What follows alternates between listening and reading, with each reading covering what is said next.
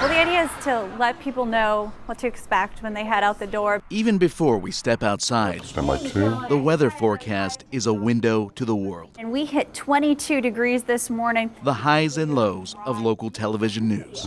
Here's a look outside. Meteorologist Julie Wonder gestures in front of a blank wall clearing things out. that looks like this on TV. Chicago, but we're starting to really wear just as cold as a lot of folks farther up to the north. Take the break. But you do become a teacher to some extent. I really just think I'm talking to a camera sometimes. You don't really realize the impact you might make. A barometer of that impact is in Hendersonville, where Logan Heim waits patiently until it's time. Now, in high definition, this is your News 13 Skywatch forecast. Once in position, he hangs on every word and repeats as much as he can. A few more high clouds in the distance, but the next 2 days should actually be predominantly sunny for the area. Logan is autistic. His mom, Juliet, says meteorology sparked a significant breakthrough. This boy is 13 years old and he is learning how to talk. And it's really, really exciting. High 52, low 29. Several months ago, speech therapist Kara Gregory realized her client's passion for weather. He's so interested in Julie's role there of delivering the weather. The sunshine is back. He's really interested in taking on that role himself. Stay with us to find out. They use recorded broadcasts as a learning tool. I'm writing down the sentences in a shorter form that Julie is saying. Will you say the weather for us? Yes. At 4 o'clock, it will be 52 degrees. At 8 o'clock, it will be 32 degrees. That was nice and loud. And along with what he says, Logan also improves non-verbally. The different things that Julie does when she's saying the weather, the gestures that she uses. He'll even use facial expressions that she's using, and you'll see he's moving his body back and forth. And that's actually a really big deal for people with autism. Communication is so challenging for him and there's so much social pressure. It feels like 23 degrees. To appreciate where he's standing today, you'd have to look back at nearly a decade of progress. Diagnosed with autism when he was 4. With Logan, it's always been baby steps. I remember the year that he learned to pronounce the S, and that was his one thing that he learned in that 1 year was pronouncing the S. Juliet now holds out hope she'll be able to have a conversation with her son one day. I want to know what his interests are, what his fears are, what his own goals are in life. They are questions any mom wants to ask. Is he happy? Is there more we can do to help him? The unanswered questions lead them here. It's going to be really exciting. Up, stand by 2. As we told you earlier, 30 seconds. meteorologists educate viewers in their own way every day. Our wind chill was as low as 8. And while Julie can predict the weather, So here's your future cast. she didn't foresee a story like this. Wow. What do you think? You like it? Yes. Is it very cool? Hi, Logan. Hi, Joey. How are you? Good. Good. For him, this is like Christmas. Logan meets his TV Holding the mentor. remote. This is the remote that I use. And we have your 7-day, which is always a fun part. The green means go. I'm gonna touch right there. Once he has the mechanics down, Hold on to this. Logan's on his way. 22. Tonight, Saturday, 59. Sunday, 62. His special day felt like 7. 65. After years grasping for words, Thursday, 55. almost unthinkable that weather speaks to him and that Logan talks back. Monday, 65. Tuesday, 55. That's fantastic. Good job. 32. Today. A reminder of who's watching and who's learning. It's so touching. I hardly have words for it. And by the green screen, 42 degrees. Today. a lesson for all of us. Thanks for joining us. Thanks for joining us. Perfect. It's just so special to see. Thank you, Jenny. You're welcome, Logan.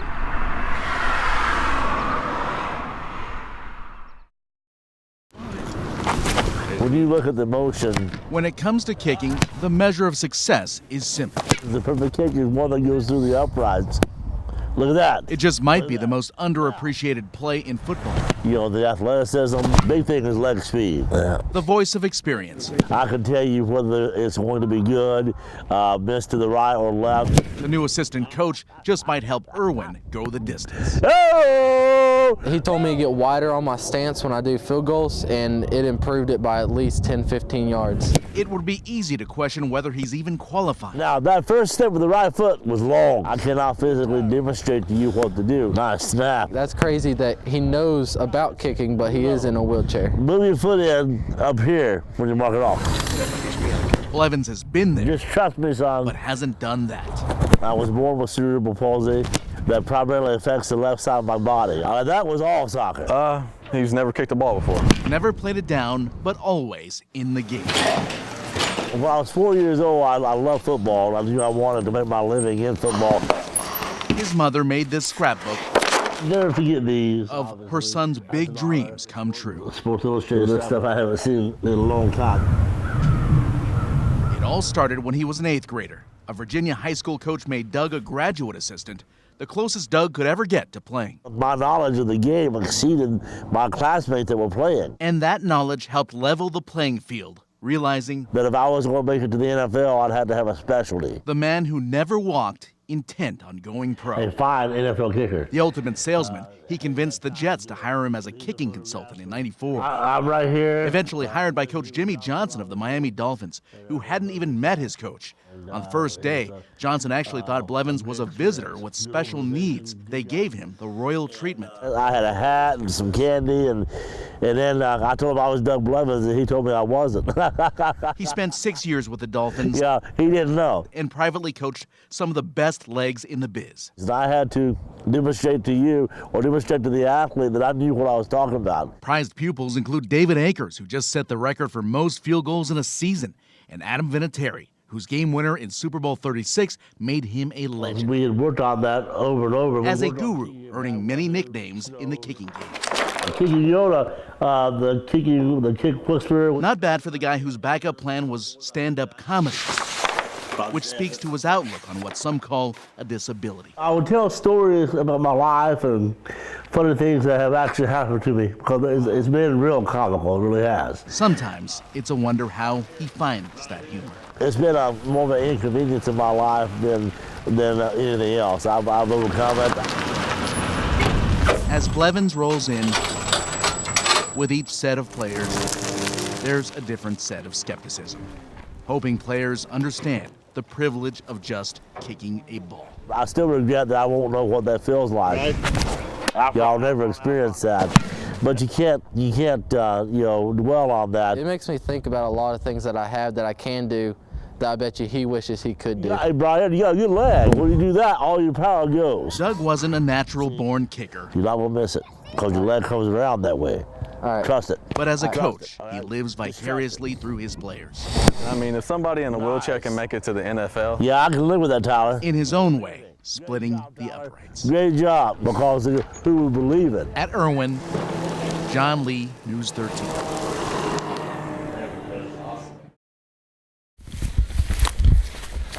Behind his home in a dark little shed. 7 months ago, Here we are. Alan Hetzel began preparing for a late summer ritual. So they're tucked away in there. Stored in bins of wood chips in plastic bags, each with a number, a classification, a And history. each is my baby. He plans for the giveaway. It's kind of hard to give it up, but it's time for me to give it up. But it's months away. The plot of land in the Black Mountain retirement community he lives is still hardened by winter. I can see it being a lot of work ahead. But he sees possibilities. I can picture the way it did look back in September at the peak of the season. Then late May, after the last frost, This is the same plot that I've used for the last few years. his babies, the tubers he cultivated for months in his shed, I don't need to hold on to them. were planted and poised for a summer of growth. That's what I want to do. Last week, the sign came up. There it is. The scissors were hung out. For for any resident who can clip the stem of one of his beautiful dahlias. They do look good, yeah. Oh my gosh, it's beautiful. It's just so joyful. And maybe even more so to take them home. For 7 years now, Alan Hetzel has grown his dahlias just to give them away. I grow them for the satisfaction of sharing them with other people. He sees dahlias like he sees people, coming in all shapes, sizes, and colors. Every one is unique. That's too many, but I'm going to take some to my husband. He's in the healthcare. Pat Trotman will make a special dahlia delivery to her husband who has Alzheimer's. I really have never seen anything like it in my entire life. They are so perfect, and we are imperfect. And I'm glad to see other people can see what I see in those blooms. I see perfection. The closer you look at it, the more beauty you see. Beauty within reach of anyone who wants to take it. From the man with a green thumb and a heart of gold. It's the dahlia guy. I'm the dahlia man. And with the passing of the seasons, the dahlia man will ready for another summer day. I grow them to share them with other people. He'll once again grow them simply for the giving. It's priceless, and he is too. Makes it all worthwhile, even when they go away.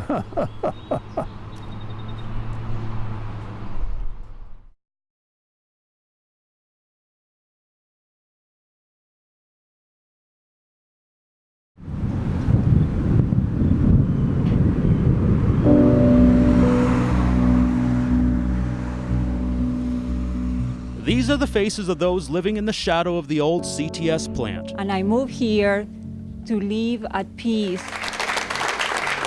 Some battling cancer and other terminal illnesses they say was caused by exposure to toxic chemicals. And our whole life has been destroyed. Like trichloroethylene, or TCE. I have a lot of problems. Others fear they'll suffer a similar fate down the road. Why are you not cleaning this up?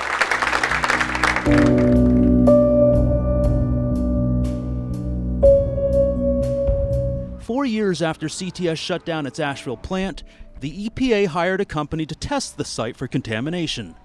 They found toxic chemicals in the soil and water, and to this day, they haven't been cleaned up. Those who live nearby say this problem has remained buried far too long. How do you keep going? It's hard. It's really hard sometimes. Dot and Larry Rice live right next door to the CTS site. Their family has owned this property since the 1950s. I couldn't speak for 4 months. The Rices thought their health problems may have been genetic. After all, Dot's father-in-law, Clifford Rice, lived on the property and died of esophageal cancer a few years before. But when Dot's 21-year-old granddaughter, Devin, was given a serious diagnosis in 1999, she knew it was more than just genetics. The Rice family felt something just wasn't right. And we continued to smell something really bad. It would be nearly a decade before the Rices or any other residents were told about any contamination. We had been drinking water that EPA knew had been tested, and they knew it 9 years before we did.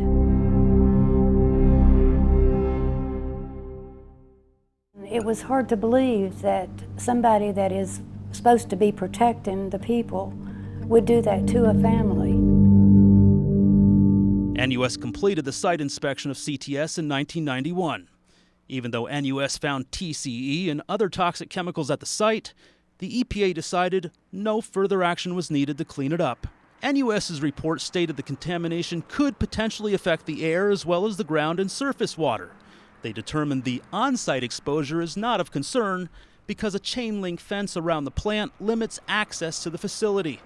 EPA officials agreed with the findings and issued their final report in 1991. In 1999, the EPA reported finding extremely high levels of TCE in the Rice's spring, 21,000 parts per billion. That's 7,000 times the state's regulated limit of 3 parts per billion in water. The administrative record was removed. Just 6 weeks after arriving at the library in 2007, Duran says that record mysteriously disappeared. He found this troubling considering these documents are required by federal law. People wanted answers, and so did we. After requesting interviews with EPA officials for months, we were finally allowed to speak with Samantha Urquhart Foster. EPA will make a final decision on the cleanup plan. She's the EPA's project manager assigned to the CTS Superfund site. We spoke with her from Atlanta via satellite. This is footage from a Buncombe County Commission meeting in April of 2009. Commissioners such as Bill Stanley publicly questioned state officials from NC Diener. Stanley demanded to know what they were doing to clean up the Superfund site. Are you going to make CTS clean up that mess out there? This is absolute positive. Are you going to do it? Can you make them clean it up? These 3 CDs contain nearly 63,000 pages of documents. That's a lot of information. And this is what 63,000 pages looks like.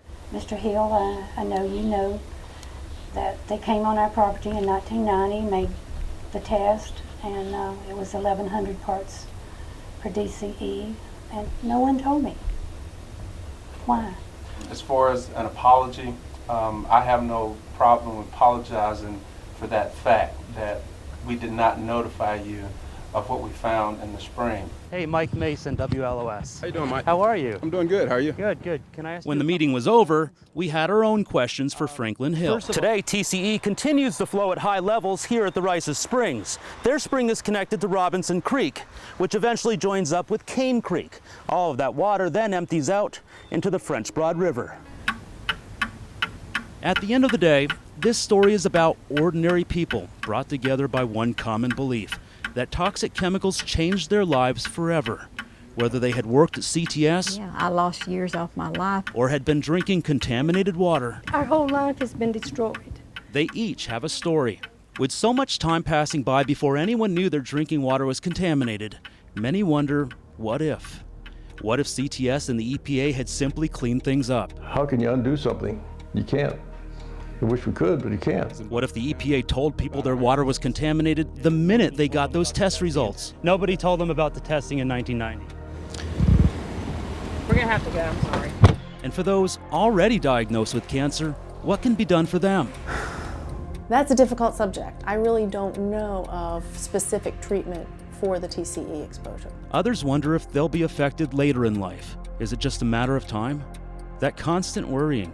Will I be next? I lay awake at night and I think, where is it all going to end? We're just hoping that maybe with your story that you can reach somebody that feels for us, and we'll see that somebody does something to get a cleanup.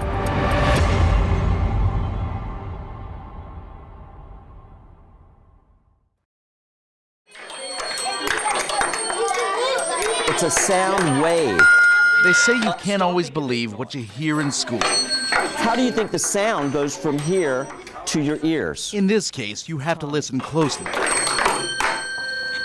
We first went to West Buncombe Elementary to see second graders raise ruckus in the name of science. Start the sound wave. But during our shoot, icy cold milk, it comes out. Someone compelling popped up. Recreate sound. That's Garen shaking up our story. It creates vibrations in your throat, which turns into sound waves. And you know what we call those sound waves? What? Wiggles. We call them wiggles. But just when we thought he was there for comic relief, everything changed the moment we asked Garen Greiner what his least favorite sound was, which led to the soundbite we never expected. The sound of somebody screaming. And it only took a brief burst of audio She has chemo. to lead us to the visual we will never forget. Get you preoccupied, get your mind off of it. This is what the fight against cancer sounds like. My little sister Jordan, she's in the hospital. Just 5 years old. Do you want to wait for your lunch? Facing leukemia. Mom Lisa fearing the worst. It's as though she's given up. And so each day I get up with a different, I pray for a different frame of mind. Listening for whispers of hope. You'll never know, dear, how much I love you. Please don't take my sunshine away. Deep breath, you can do it. We met them at Chapel Hill at the Ronald McDonald House, together on an island. My children have pretty bald heads. My head's cold. That's Jordy and Garen when she was when she was 3 years old, first diagnosed before she started losing hair. He is right there with her, trying to make her laugh, and even though he's scared. That spark of humor is Garen's gift and a source of strength for the whole family. My dad calls people a really strong beefcake. All right. Hi, beefcake. Now hours apart from Jordan, wishing she were there when he gets off the school bus. And she just screamed Gary, and it just made me feel really special that she loved me. Sometimes he squeezes me to death when he hugs. Garen would give anything for a life supply of hugs. I donated my bone marrow, and why I did it is because I love my sister. But even a 100% match is no guarantee. You're just standing up, and the rug just yanked out from underneath you. Do you feel like moving yet? The leukemia returned just as she started kindergarten. Jordy recently received her second bone marrow transplant, this time from someone outside the family. And she just stays upset because she's tired of hurting. So often, snuggled up in bed, Season 2, watching episodes of Full House, longing for the family she sees on TV. Everybody being together in one house. She lives for that. Lives for that. Thoughts of Garen bring them closer to home. I love you all the way around the universe and back. She said she loves him all the way around the universe and back. Lisa, of course, longs for her son too. I want to get home as fast as I can. And I love you. She's a mother torn in so many directions. The roadmap to recovery leaves her lost. That's all. Lisa struggles like so many moms in the same position, filled with so much emotion, she can only drop her head. I'm not surprised that he was the boy that you talked to in that classroom. He gets everybody's attention. Let's go back to your tables real quick. Remember, Garen first caught our eyes and ears by touching our hearts in the middle of a lesson about sound. So much more poignant when we heard this. I want her to make the sound of her laughing and saying my name. He'd go to the end of the earth for Jordy. Long ride for him. 226 miles at a time to Chapel Hill. Gary! Bazinga. What more do you say? I said bazinga. Bazinga. Her prescription for a bear hug finally filled. It's been a hard day for her health-wise, so she needed this big time. Maybe a smile transplant will make all the difference. What's up, Rishi? What's up? This story began with Garen's study of sound waves. In the worst of times, even everyday racket becomes music to our ears. And when this is your window to the world, it sure means a lot to see Garen on the other side. They will forever have a bond. Forever, his cells will run through her body. Forever and ever.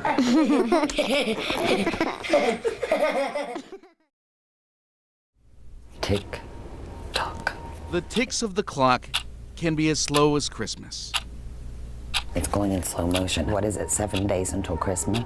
Lisa Grice waits for the phone call that could make or break her holiday spirit. I've been doing this same thing since 2 o'clock this morning. I couldn't go to sleep. Stop falling. Her 6-year-old Jordan has leukemia, still full of giggles and full of questions. Are you looking at me? Good vibes, good vibes. Meanwhile, Lisa anticipates a call that could bring her answers.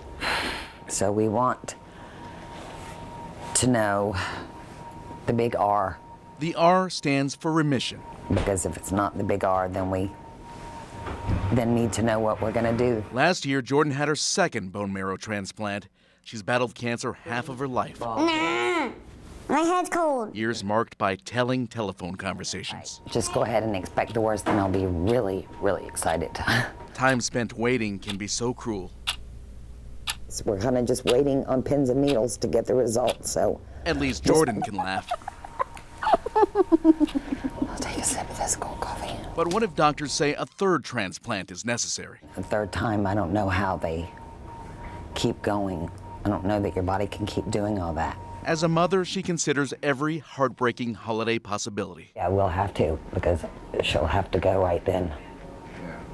They'll, like, get a room ready at the ICU, and we would go to the cancer hospital and talk about her new regimen. Lisa can't wait by the phone any longer. instead calling them. No evidence of any leukemia. Okay, so far it looks good. No leukemia. I'm just trying to breathe. So all she wanted this Christmas finally delivered. Just what the doctor ordered. Priceless tears of joy.